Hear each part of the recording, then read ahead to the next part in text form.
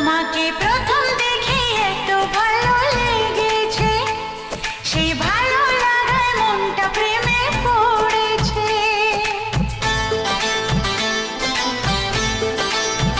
তোমাকে প্রথম দেখেই এত ভালো লেগেছে, সেই ভালো